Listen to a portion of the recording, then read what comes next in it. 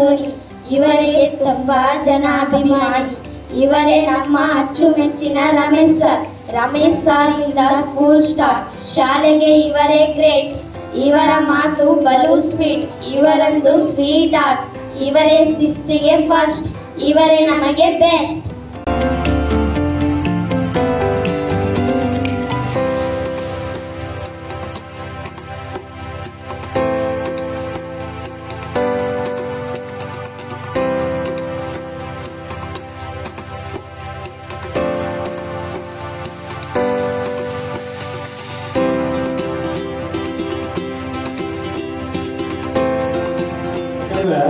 ಅವರ ಸಂಪೂರ್ಣ ಸಹಕಾರ ನಮ್ಗೆ ಇದ್ದಿದ್ದರಿಂದನೇ ನಾನು ಸ್ವೇಚ್ಛೆಯಾಗಿ ಸ್ವತಂತ್ರವಾಗಿ ಆ ಶಾಲೆಯನ್ನು ಮುನ್ನಡೆಸ್ಕೊಂಡು ಬಂದೀನಿ. 2 ವರ್ಷಗಳ ಕಾಲ ಅಲ್ಲಿ ಕಾರ್ಯನಿರ್ವಹಿಸಿದ್ದೇನೆ.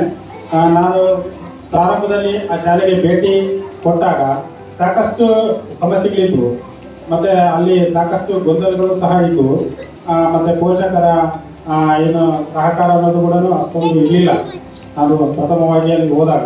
ಆದರೆ ನಿರಂತರವಾಗಿ ನಾನಲ್ಲಿ ಕೆಲವು ದಿನಗಳನ್ನು ಕಳೆದಂಥ ನಂತರ ಅಲ್ಲಿ ಪೋಷಕರ ಏನೋ ಒಂದು ಮನಸ್ಸನ್ನು ಸೆಳೆಯುವಂಥ ಕೆಲಸವನ್ನು ಮಾಡಿದ್ವಿ ಫಸ್ಟಿಗೆ. ಆಮೇಲೆ ಇಲ್ಲಿ ನಮ್ಮ ಆ ಬಸವಚೇತನ ಶಾಲೆಯಲ್ಲಿ ಏನು ಸಮಸ್ಯೆಗಳು ಇದ್ದಾವೆ, ಕಲಿಕೆಗೆ ಸಂಬಂಧಪಟ್ಟಂಥ ಸಮಸ್ಯೆಗಳು ಏನಿದ್ದಾವೆ ಅನ್ನೋದನ್ನು ನಿಧಾನವಾಗಿ ನಾವು ಪಟ್ಟಿ ಮಾಡ್ತಾ ಹೋದಂಥ ಸಂದರ್ಭದಲ್ಲಿ ಅವ್ರನ್ನ ಗಮನಿಸ್ಕೊಂಡು ಶಿಕ್ಷಕರಿಗೆ ಮತ್ತು ಮಕ್ಕಳಿಗೆ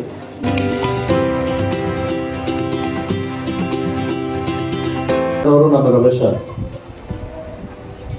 ಅಂಥವರು ನನಗೆ ನಮ್ಮ ಶಾಲೆಗೆ ಬಂದು 2 ವರ್ಷ ಸೇವೆ ಮಾಡಿ ನಮ್ಮ ಜವಾಬ್ದಾರಿಗಳನ್ನು ಕೂಡ ಕಡಿಮೆ ಮಾಡಿದ್ರು. ನಾನು ಸ್ವರೂಪಕ್ಕೂ ಭಾಗ್ಯವಾಡಿಗೆ ಓಡಾಡ್ತಕ್ಕಂಥ ಜವಾಬ್ದಾರಿ ಕಡಿಮೆ ಆಯಿತು.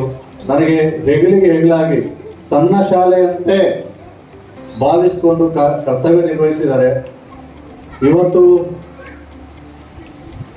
ಸಂಬಳ ಅದು ಎಷ್ಟೇ ಆಗಿರ್ಬೋದು, 1 ರೂಪಾಯಿ ಆದರೂ ಸಂಬಳನೇ, 10,000 ಆದ್ರೂ ಸಂಬಳನೇ, 20,000 ಆದ್ರೂ ಸಂಬಳನೇ, ಅದು ಇಂಪಾರ್ಟೆಂಟ್ ಆಗಲ್ಲ. ಆದರೆ ಸೇವೆ ಏನಿದೆಯಲ್ಲ ಅದು ಶಾಶ್ವತವಾಗಿರುತ್ತೆ.